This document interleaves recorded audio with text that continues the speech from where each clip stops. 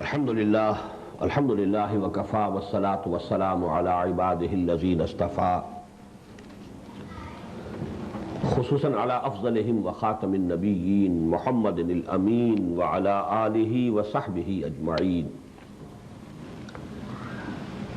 अम्मा बाद फ़क़द क़ाल अल्लाहु तबारक व तआला कमा वरद फ़ी आख़िर सूरतिल हुजुरात अऊज़ु बिल्लाहि मिनश शैतानिर रजीम बिस्मिल्लाहिर रहमानिर रहीम। क़ालतिल अअराबु आमन्ना क़ुल लम तु'मिनू वलाकिन क़ूलू अस्लमना वलम्मा यदख़ुलिल ईमानु फ़ी क़ुलूबिकुम व इन तुतीउल्लाह व रसूलहु ला यलिदकुम मिन अअमालिकुम शैआ इन्नल्लाह गफ़ूरुर रहीम। इन्नमल मुअमिनून अल्लज़ीना आमनू बिल्लाहि व रसूलिही सुम्मा लम यर्ताबू व जाहदू बिअम्वालिहिम व अनफुसिहिम फ़ी सबीलिल्लाह उलाइका हुमुस सादिक़ून। क़ुल अतुअल्लिमूनल्लाह बिदीनिकुम वल्लाहु यअलमु मा फ़िस समावाति व मा फ़िल अर्दि वल्लाहु बिकुल्लि शैइन अलीम। यमुन्नूना अलैका अन अस्लमू क़ुल ला तमुन्नू अलैया इस्लामकुम बलिल्लाहु यमुन्नु अलैकुम अन हदाकुम लिल ईमान इन कुंतुम सादिक़ीन। इन्नल्लाह यअलमु ग़ैबस समावाति वल अर्ज़ वल्लाहु बसीरुम बिमा तअमलून। सदक़ल्लाहुल अज़ीम। रब्बि इश्रह ली सदरी व यस्सिर ली अमरी वहलुल उक़दतम मिन लिसानी यफ़क़हू क़ौली। अल्लाहुम्मा रब्बना अल्हिमना रुश्दना व अइज़ना मिन शुरूरि अनफुसिना। अल्लाहुम्मा अरिनल हक़्क़ हक़्क़न वरज़ुक़ना इत्तिबाअह व अरिनल बातिला बातिलन वरज़ुक़ना इज्तिनाबह। अल्लाहुम्मा नव्विर क़ुलूबना बिल ईमान वश्रह सुदूरना लिल इस्लाम। अल्लाहुम्मा वफ़्फ़िक़ना अन नुजाहिद फ़ी सबीलिका बिअम्वालिना व अनफुसिना। अल्लाहुम्मा अर्ज़ुक़ना शहादतन फ़ी सबीलिक। आमीन या रब्बल आलमीन।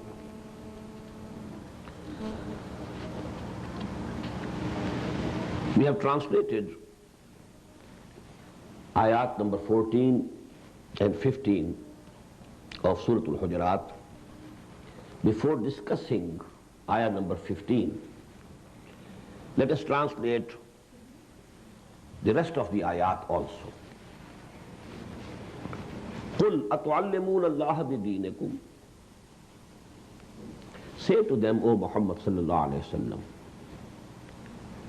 do you want to apprise Allah, to notify Allah of your deen? Wallahu ya'lamu ma fis samawati wa ma fil ard. Whereas Allah knows everything that is in the heavens and that is on the earth. Wallahu bi kulli shay'in alim. And what to speak of heaven and earth? Allah knows everything. Now what's the background? People who entered the pale of Islam, folds of Islam, mainly because now Islam was the rising sun. And as we have seen, they didn't have the real faith. It was just a wave. Now go and have bay'ah, pay bay'ah to Muhammad sallallahu alayhi wa sallam, enter Islam. Now as you know, when the utensils are empty, they make more noise. If there is water in some utensil, it will give less voice. If it is empty, it gives more voice. So these people who had empty hearts, hearts empty of Iman, they were making tall claims of we are Mu'min and we have become Mu'min, and so much so that they were impressing upon the Prophet ﷺ as if they had done any favor to him because we have accepted Islam. Look, O Muhammad, we didn't go to war against you, we have accepted Islam without going to war against you. So we should be acknowledged. Our rights in the Muslim society must be more. That was the background. So what is Allah saying? Qul, O Nabi, ask them. O Prophet sallallahu alaihi wasallam, ask them. Whom are you apprising about your Islam and Deen? If you have come to believe in Allah, Allah knows everything. You need not say that we have become Muslims and we have become mu'min. قُلْ أَتُعَلِّمُونَ اللَّهَ بِدِينِكُمْ.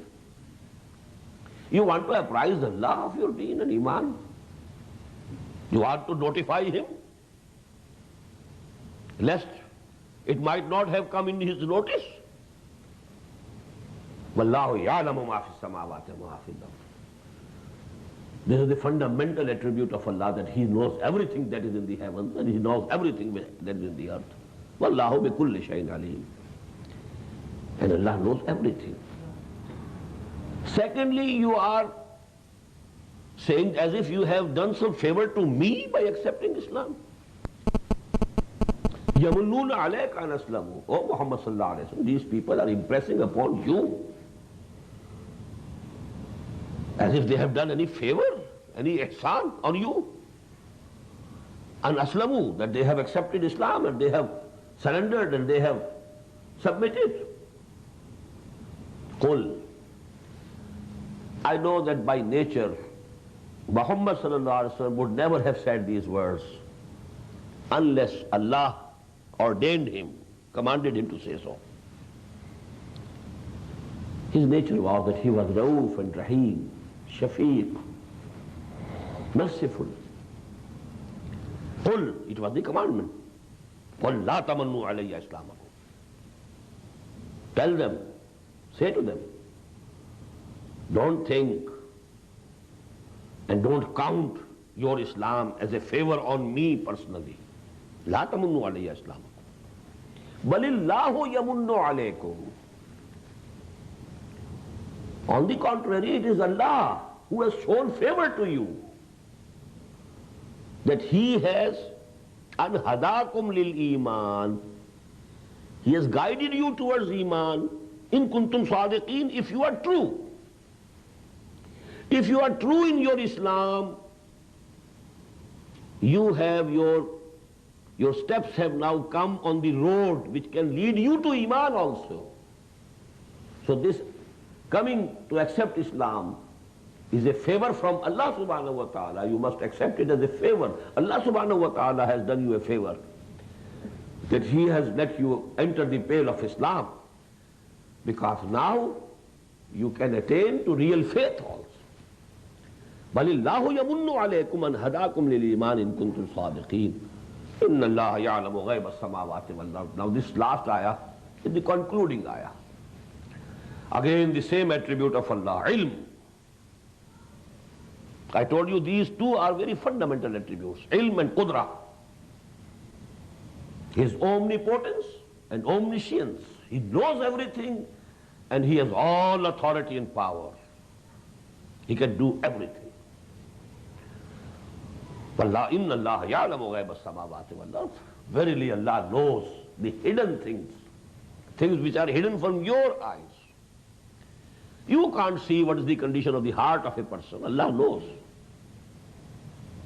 Inna Allah la yanzuru ila suwarikum wa la ila amwalikum walakin yanzuru ila qulubikum wa a'malikum. Allah doesn't look to your figures and your wealth. Allah looks to your heart and your actions and deeds. So Allah knows.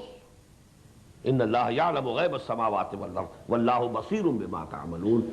And Allah is seeing, observing what you are doing. Now this Shan-e-Nuzul, as I told you, the Ta'wil-e-Khas, that has become clear. I told you that after the Treaty of Hudaybiyah, because now Islam was becoming and emerging as the decisive force in the Arabian Peninsula, when even the Quraysh, the virtual rulers of the Arabian Peninsula, they had accepted and acknowledged Muhammad and recognized him, that he is a power to reckon with. Now there was a wave, people coming and entering into the pale of Islam. But these people, many of them, if not the majority of them, I would dare to say the majority of them, they didn't have the real iman. Although not nifaq also, as I have discussed in the previous session. But they were making loud claims of their Iman and Islam, and as if they had done some favor to Muhammad sallallahu alaihi wasallam, that they have become Muslims, they have accepted Islam. So now these two things are made clear. Don't think you have done any favor to Muhammad or Allah. It's the favor of Allah subhanahu wa ta'ala that He allowed you to enter the pale of Islam. So that now the road is open. The road to real Iman is also open. You can go there. You can reach there. Now let us discuss, because in this background, the ayat that were revealed, they contain very fundamental guidance for the collective life of the Muslims. One of the basic questions is, who is to be accepted as a member of the Muslim society? Who can be considered a full citizen of an Islamic state? Although we know the basis of Islam is Iman, but Iman is in the heart. You can't see it. You can't verify whether there is Iman or not. Even electrocardiogram can't tell you anything, whether there is Iman or not. So the most basic, fundamental principle of Islamic polity, Islamic political science, the constitution of Islamic State, one of the fundamental principles we discussed yesterday, sovereignty for Allah and total supremacy of the book of Allah and the practice sunnah of His messenger, sallallahu alaihi wasallam. No legislation can be done repugnant to the Quran and the sunnah. That's the legal constitutional requirement, number one. And who can be a full citizen? Who is a Muslim? The citizenship of an Islamic state and the membership of a Muslim society is based on Islam, not Iman. Because you can't verify whether Iman is there or not. So basis of social order cannot be a thing which cannot be verified. It must be tangible, it must be verifiable. So Islam is something which is verifiable, which is based on certain things which are visible from outside. Iman is something which is hidden in the heart. So the basis of the citizenship of Islamic State is Islam, not Iman. Basis of the membership of a Muslim society is Islam, not Iman. Although in the hereafter, the judgment of whether a person is successful in the eyes of Allah or a failure, that is to be based on Iman, not Islam. You might be a leader of the Muslims here in this world. Your Islam will not be acceptable on the day of judgment unless you have true Iman in your hearts. There can be a question about this, but I'll read it later, inshallah. There the judgment would be on the basis of Iman, because Allah knows. وَهُوَ عَلِيمٌ بِذَاتِ الصُّدُورِ. He knows whatever is there in your chest, in your hearts. يَعْلَمُ مَا فِي صُدُورِكُمْ إِنَّ اللَّهَ يَعْلَمُ غَيْبَ السَّمَاوَاتِ وَالْأَرْضِ. It's ghaib for you, it's hidden for you, not for Allah. Now this subject of Iman and Islam, actually this is the biggest subject that Imam Abu Hanifa discussed in a very fundamental book of his, and that is Al-Fiqhul Akbar. This fiqh which we call Hanafi fiqh, it was not written by Imam Abu Hanifa at all. The fatwas of Imam Abu Hanifa and his disciples, Qazi Abu Yusuf, Imam Muhammad, Imam Zufar, they were edited later on by the disciples. No book on fiqh, the detailed fiqh, by Imam Abu Hanifa himself, except a book, Al-Fiqhul Akbar. Although some of the people doubt even this, that is his, that was written by him personally. But generally it is accepted. It was written by Imam Abu Hanifa al-Fiqh al-Akbar. And this is the basic, question.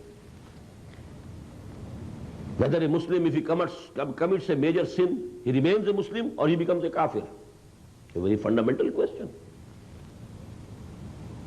Because there are ahadith which negate iman totally on the basis of some deeds. La yazni zani hina yazni wa huwa mu'minun. ولا يسرق السارق حين يسرق وهو مؤمن ولا يشرب الخمر حين يشرب وهو مؤمن. No mu'min commits adultery when he has iman in his heart. No mu'min can commit a theft having iman in his heart. No mu'min can take liquor having iman in his heart. Iman in the heart and the body committing these big crimes, big sins.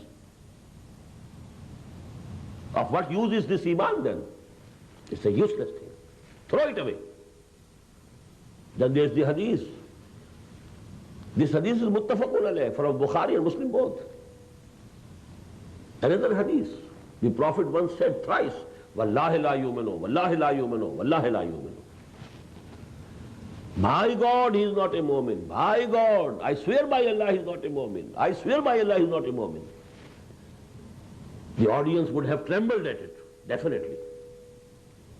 Who is that unfortunate person about whom the Prophet is saying thrice he is not a mu'min, and I swear by Allah that he is not a mu'min?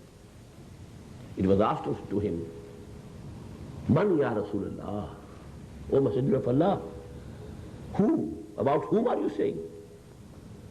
And prepare for the shock. The answer was, Alladhi la ya'manu jaruhu bawa'iquhu.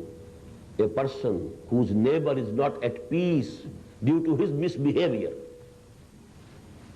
Not a major crime.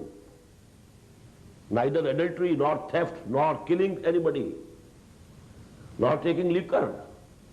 Only a misbehaved person, due to whose misbehavior his neighbor is not at peace. Allazi la ya'manu jaruhu bawa'iqahu. He's not a mu'min, not a mu'min, not a mu'min. And I swear by Allah thrice that he's not a mu'min. So there was a big question. If he's not mu'min, has he become kafir? So these questions, Imam Abu Hanifa, all of us are deeply indebted to him. He dealt with these questions, basic questions, constitutional questions.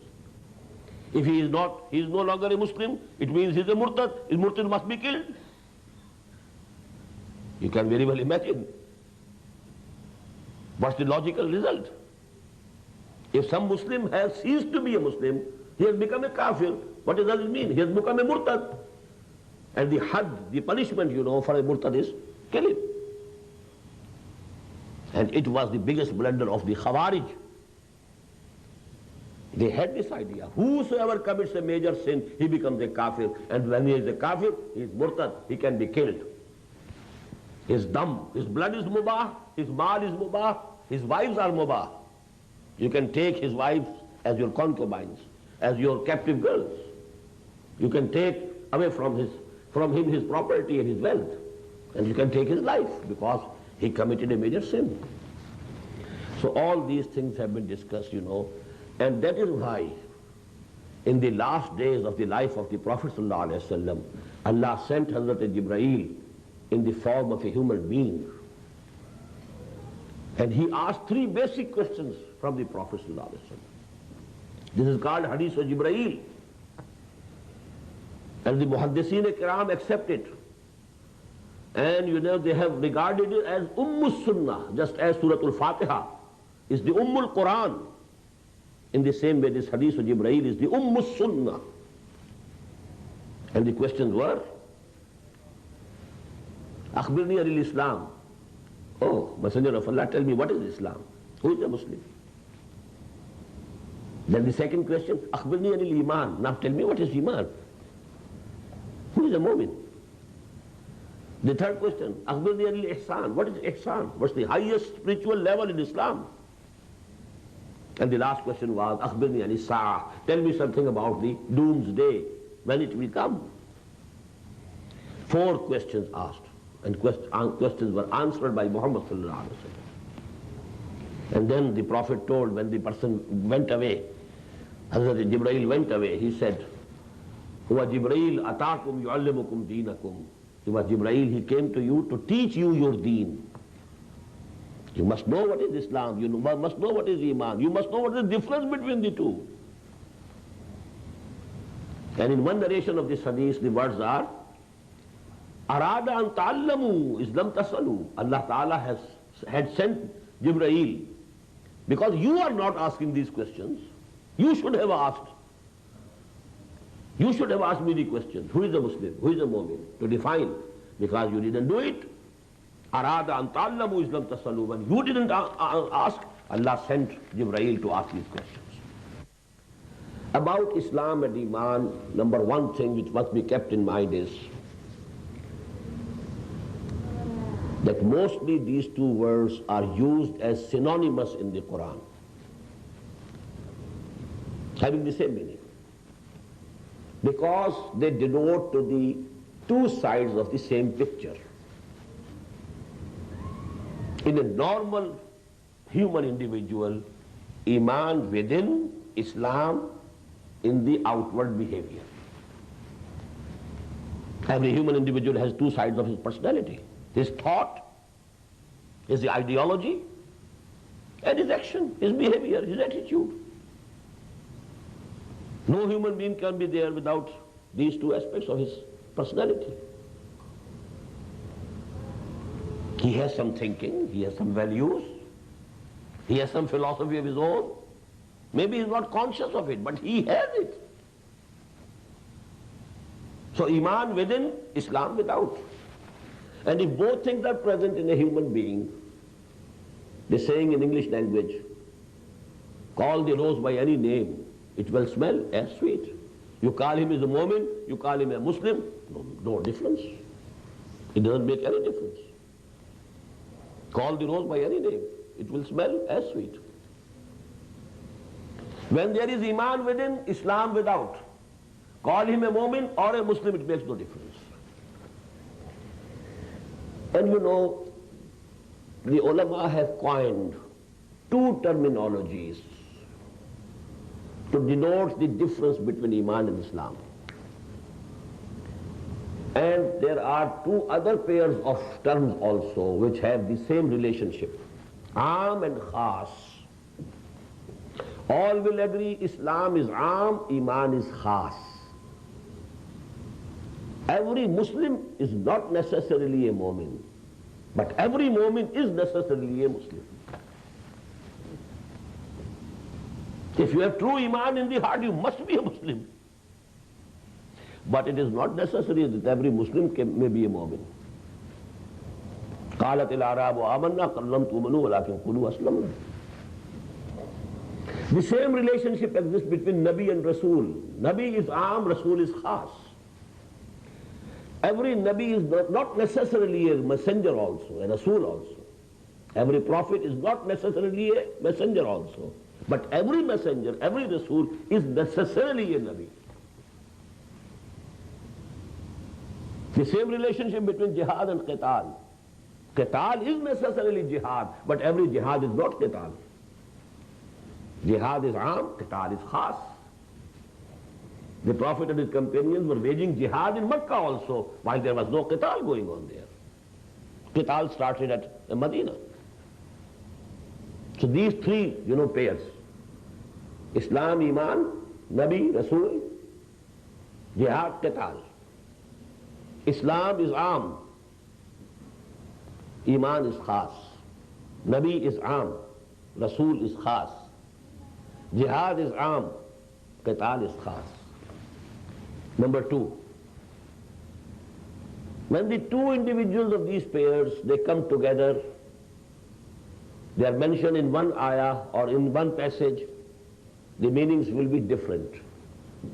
When they are used differently, singularly, singly, they are referred to, then they might mean the same thing. They say it in Arabic, إِذَا تَفَرَّقَا اجْتَمَعَا وَإِذَا اجْتَمَعَا تَفَرَّقَا. When they are mentioned together somewhere, that they are denoting two different things. قَالَتِ الْأَعْرَابُ آمَنَّا قُلْ لَمْ تُؤْمِنُوا وَلَكِنْ قُولُوا أَسْلَمْنَا.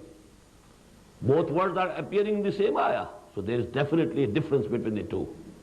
But Islam and Iman, they can be used in the place of each other when they are singly mentioned. Now what is, as I told you, a Muslim can have three conditions in his heart: either positively a mu'min, or negatively a munafiq, or having neither Iman nor nifaq in his heart. Now what are the arkan of Islam? This is a very famous hadith, because this is going to be the basis of citizenship of an Islamic state and the membership of a Muslim society. All the things are which are verifiable. بني الإسلام على خمس شهادة أن لا إله إلا الله وأن محمد رسول الله وإقام الصلاة وإيتاء الزكاة وصوم رمضان وحج البيت.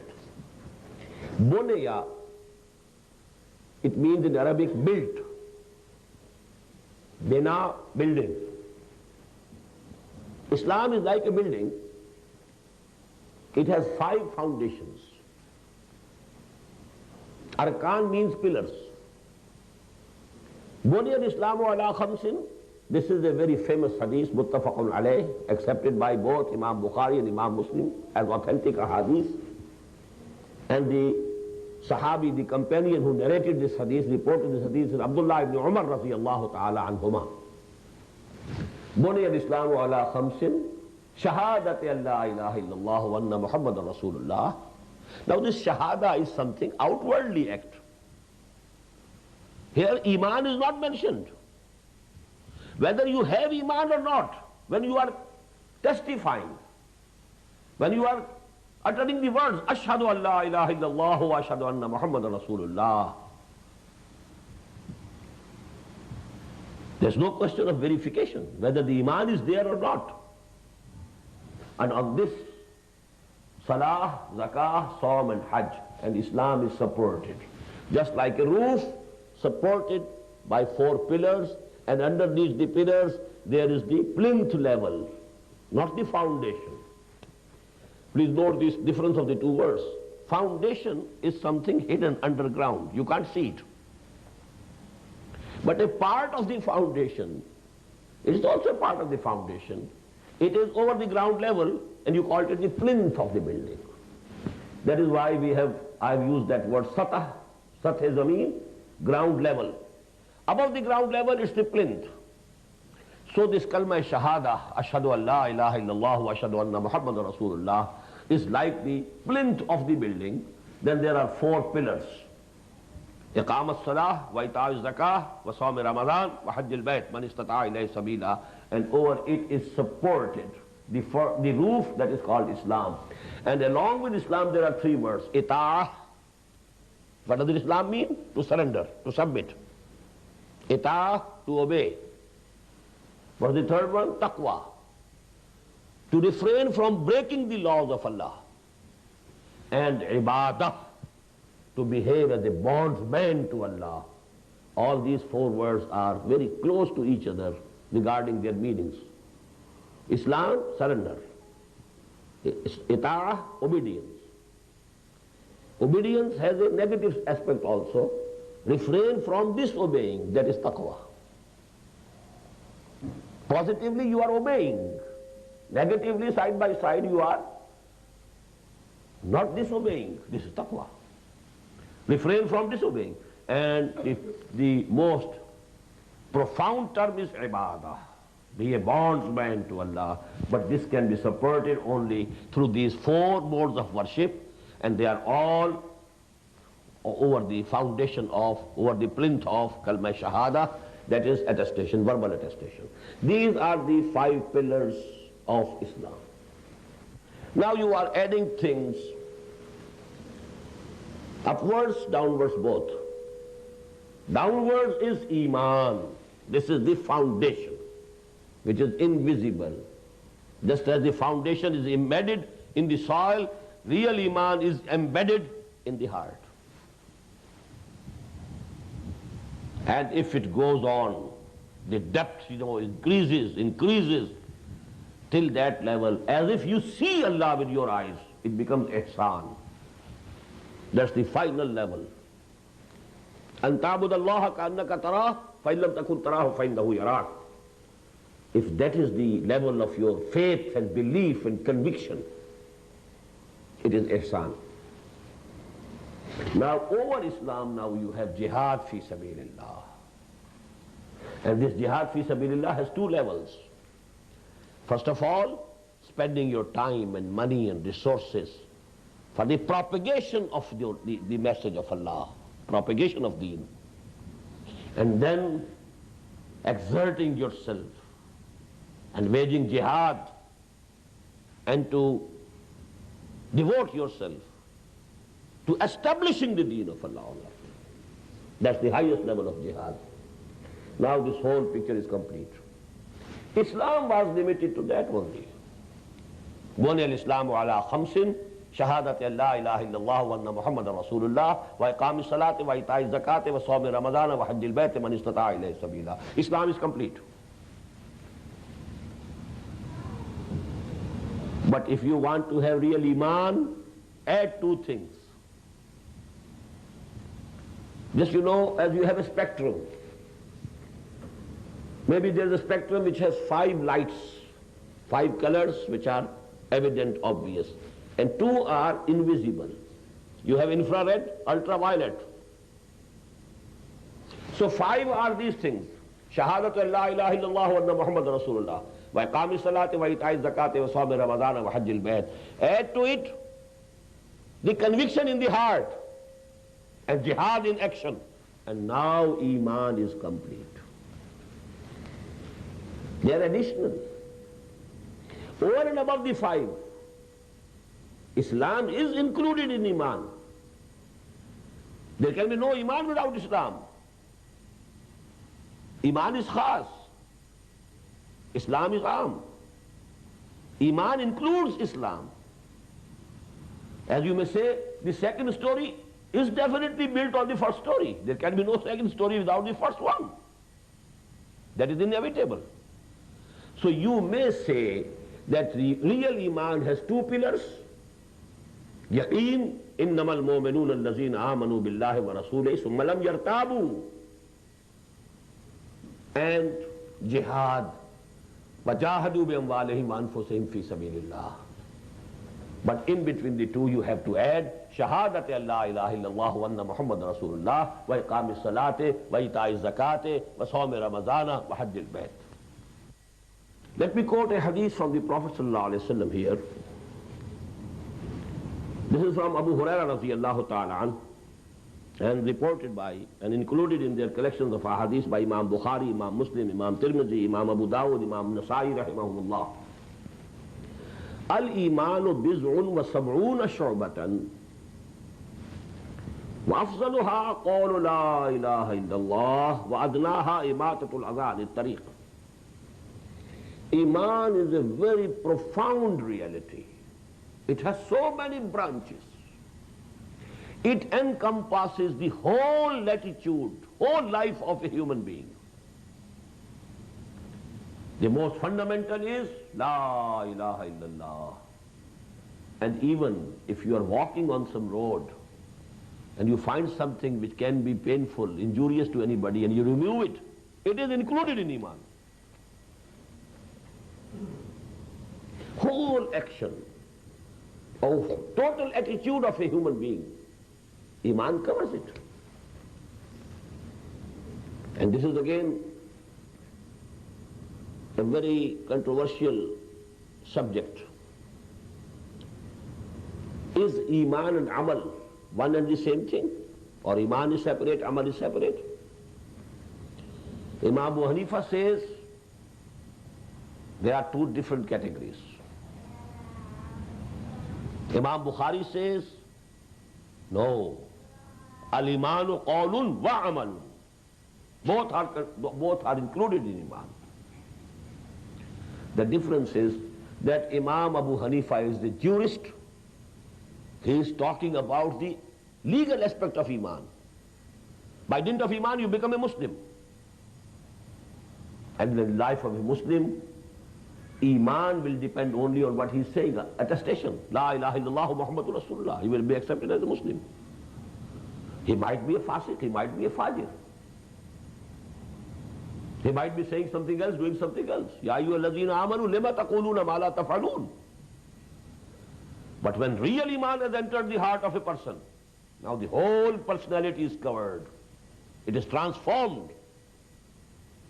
So at the level of real Iman, Iman and Amal, they become one.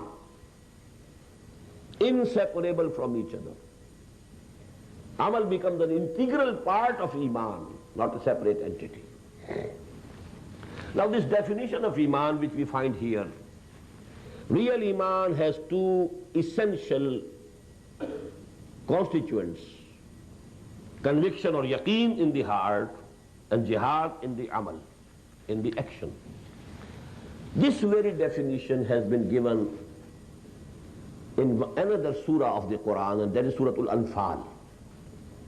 There these two things are separated, and very beautifully.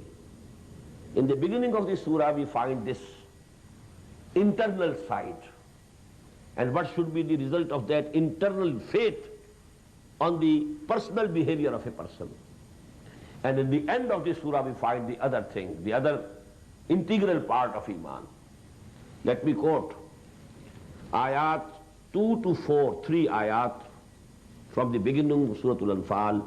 إِنَّمَا الْمُؤْمِنُونَ الَّذِينَ إِذَا ذُكِرَ اللَّهُ وَجِلَتْ قُلُوبُهُمْ وَإِذَا تُلِيَتْ عَلَيْهِمْ آيَاتُهُ زَادَتْهُمْ إِيمَانًا وَعَلَى رَبِّهِمْ يَتَوَكَّلُونَ الَّذِينَ يُقِيمُونَ الصَّلَاةَ وَمِمَّا رَزَقْنَاهُمْ يُنْفِقُونَ أُولَئِكَ هُمُ الْمُؤْمِنُونَ حَقًّا لَهُمْ دَرَجَاتٌ عِنْدَ رَبِّهِمْ وَمَغْفِرَةٌ وَرِزْقٌ كَرِيمٌ.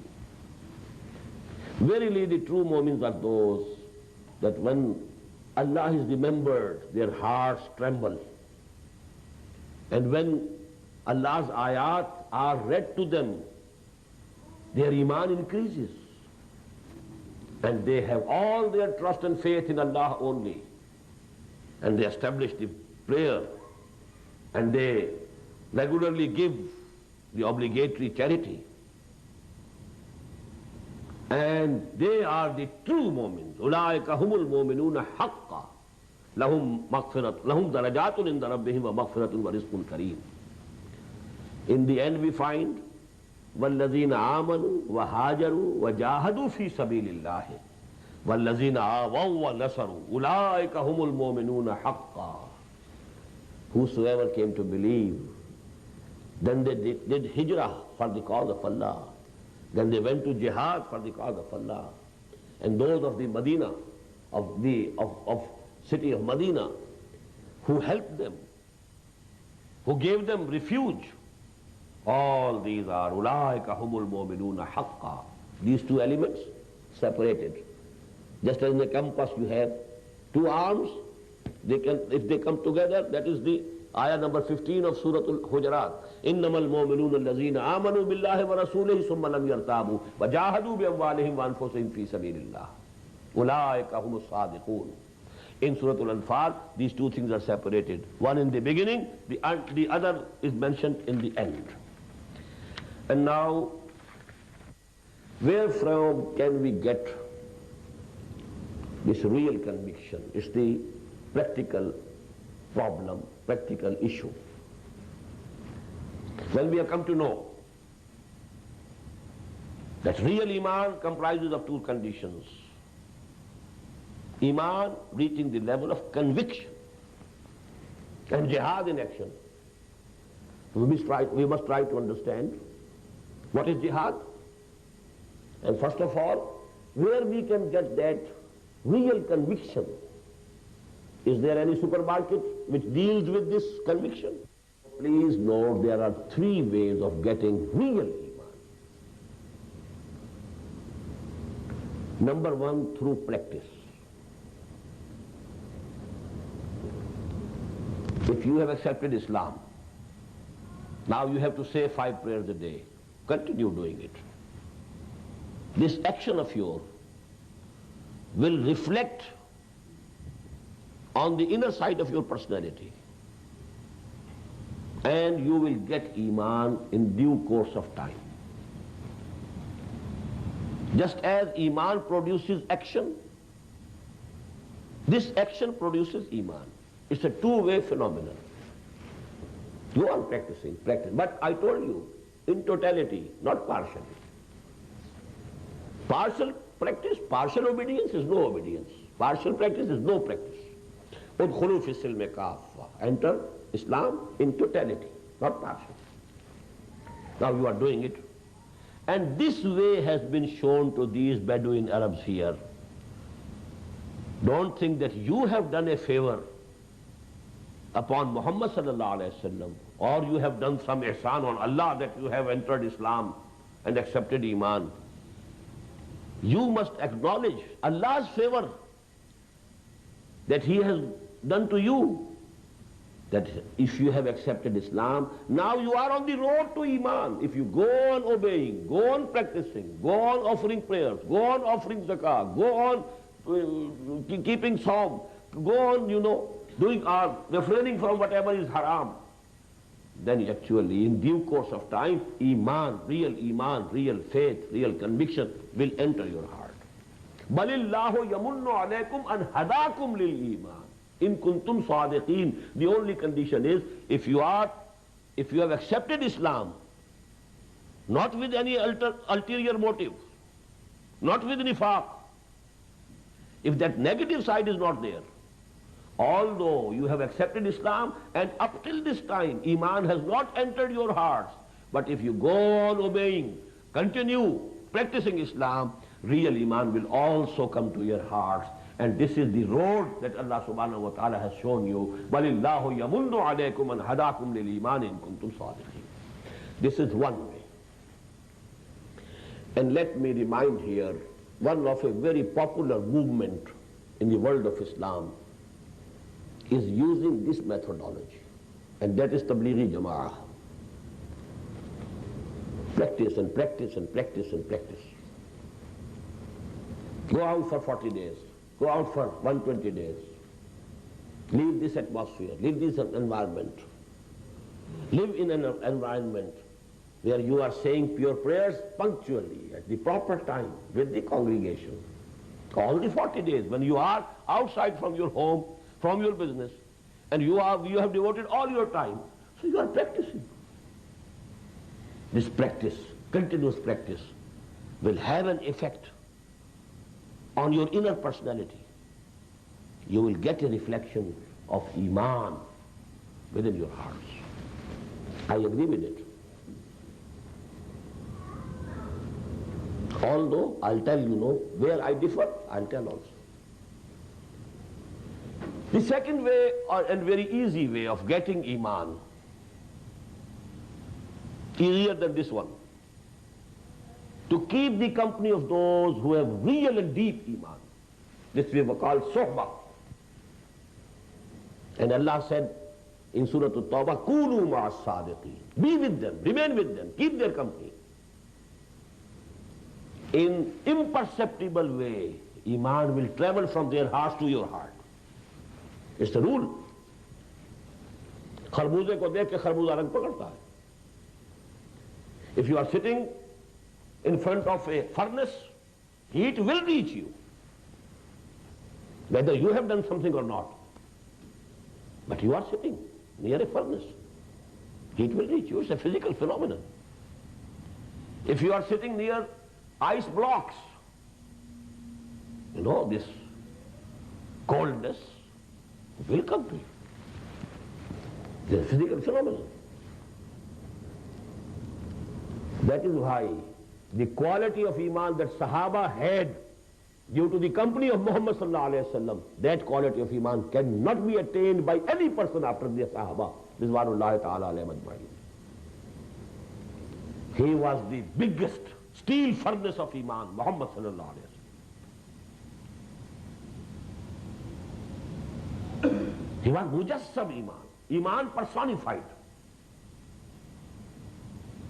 So his company, people who were near him, only they should have been good conductors of heat.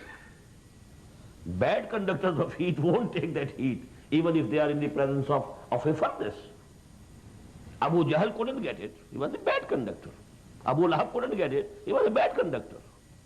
But everybody who is a good conductor of heat, if he is sitting in front of a furnace, he will get the heat. But both these imans, please note, will be without an intellectual element, because your thinking process is not involved in it. You are getting it passively. Iman that has an intellectual dimension, intellectual element, to which Quran denotes by the words which appear in Surah Yusuf. قُلْ هَذِهِ سَبِيلِي أَدْعُو إِلَى اللَّهِ عَلَى بَصِيرَةٍ أَنَا وَمَنِ اتَّبَعَنِي. Proclaim, O Muhammad sallallahu alayhi wa sallam, O people, listen, this is my path, and I am calling towards Allah, not blindly. عَلَى بَصِيرَةٍ أَنَا.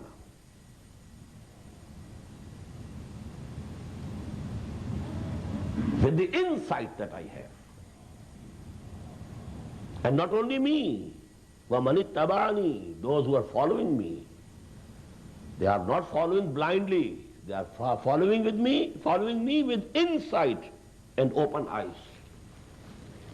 قُلْ هَذِهِ سَبِيلِي أَدْعُو إِلَى اللَّهِ عَلَى بَصِيرَةٍ أَنَا وَمَنِ اتَّبَعَنِي. That iman can be got only from Quran, nowhere else. You ponder over Quran, you dive deep into the meanings of the Quran, and then you will get the faith, the conviction, which has an intellectual element, an element and dimension of thought. Your thought process is involved. كِتَابٌ أَنزَلْنَاهُ إِلَيْكَ مُبَارَكٌ لِيَدَّبَّرُوا آيَاتِهِ وَلِيَتَذَكَّرَ أُولُو الْأَلْبَابِ. This Mubarak book, we have made it descend down on you, O Muhammad sallallahu alayhi wa sallam, so that people should ponder over its ayat, think over these ayat, and think deeply. This thought process which we have discussed in the second lesson of the second part. الَّذِينَ يَذْكُرُونَ اللَّهَ قِيَامًا وَقُعُودًا وَعَلَى جُنُوبِهِمْ وَيَتَفَكَّرُونَ فِي خَلْقِ السَّمَاوَاتِ وَالْأَرْضِ رَبَّنَا مَا خَلَقْتَ هَذَا بَاطِلًا سُبْحَانَكَ فَقِنَا عَذَابَ النَّارِ. Where this thought process, because man is intellectual animal, haywan-e-aqil. This is actually the differentiating point. So an iman, if it is without intellectual element, although this blind faith is also very precious, very effective, it will transform the personality and character of that person. But to transform a society, you need that iman which has an intellectual element.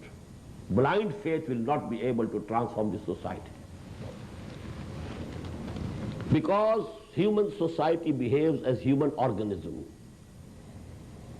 And we have in the human organism this brain. We have our arms. They can hold something. They can do something. What to do, what not to do, what to hold, what not to hold is decided here. That deciding, decision-making faculty, arms don't possess. Our legs can carry us to some place.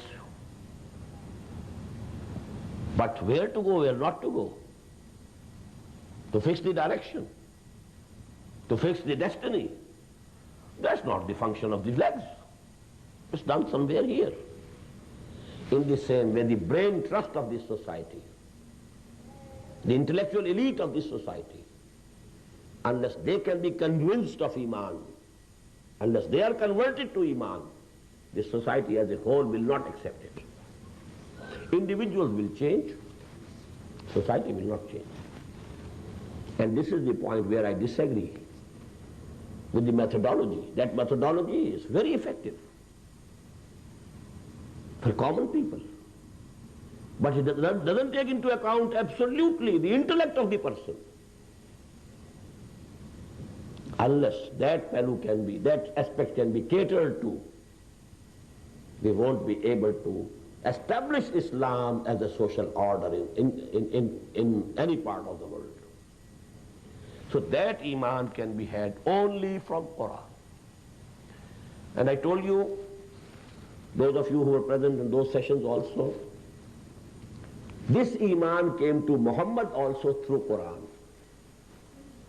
Very important ayah of the Quran. After the ayah which gives three kinds of revelations, وَمَا كَانَ لِبَشَرٍ أَن يُكَلِّمَهُ اللَّهُ إِلَّا وَحْيًا أَوْ مِنْ وَرَاءِ حِجَابٍ أَوْ يُرْسِلَ رَسُولًا فَيُوحِيَ بِإِذْنِهِ مَا يَشَاءُ إِنَّهُ عَلِيٌّ حَكِيمٌ.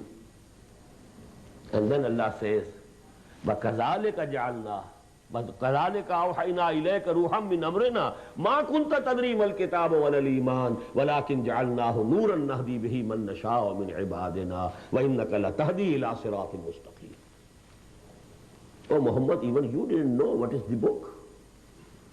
What's Iman? You didn't know it.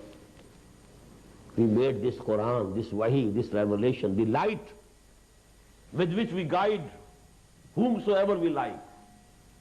Now with that light, you have been guided. And now you are to guide the whole of humanity.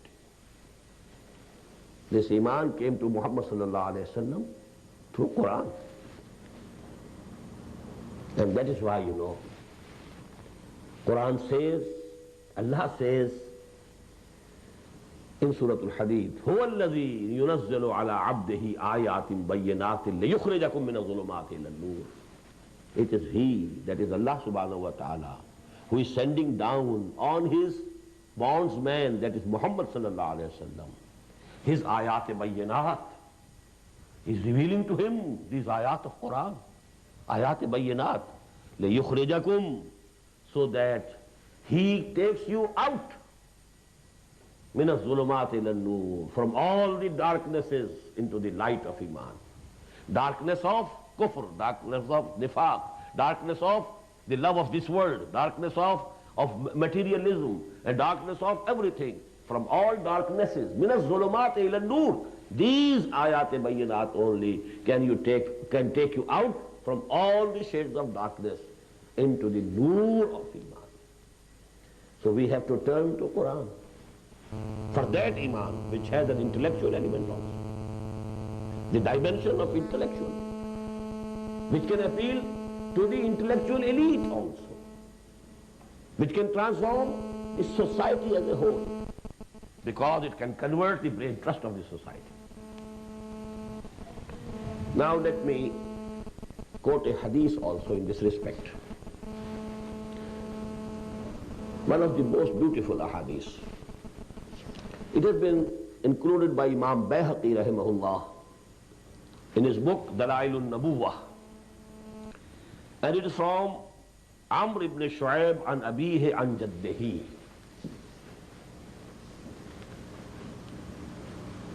A question once was asked by the Prophet to his companions. Just imagine a sitting of the Prophet and the companions. They are talking cordially. And the Prophet put a question. Ayyul khalqi a'jabu ilaykum imanan? Who among all the creatures of Allah has the most beautiful iman? A'jab. Ajib in Arabic means something which appeals to your heart. Beautiful. A'jab, the most beautiful iman. Who can have that beautiful, the most beautiful iman, in your opinion? Ayyul khalqi a'jabu imanan. Ayyul khalqi ilaykum a'jabu ilaykum imanan. Which of the creatures of Allah subhanahu wa ta'ala, in your opinion, does have the most beautiful iman? The Sahaba replied in the first attempt, Al-Malaika. The angels, they are in the presence of Allah. They see the Jannah and the Jahannam. So their iman is perfect, 100%.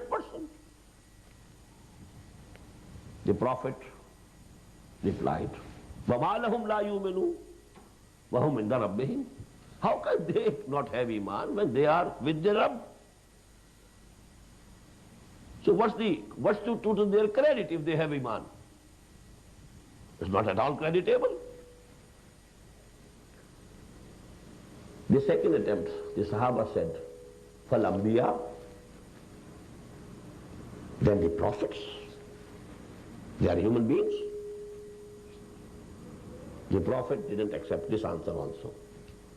وَمَا لَهُمْ لَا يُؤْمِنُونَ وَالْوَحْيُ يَنْزُلُ عَلَيْهِ. How come they didn't have iman? How couldn't they have iman when the wahi came to them? So nothing specially creditable. Wahi came to him.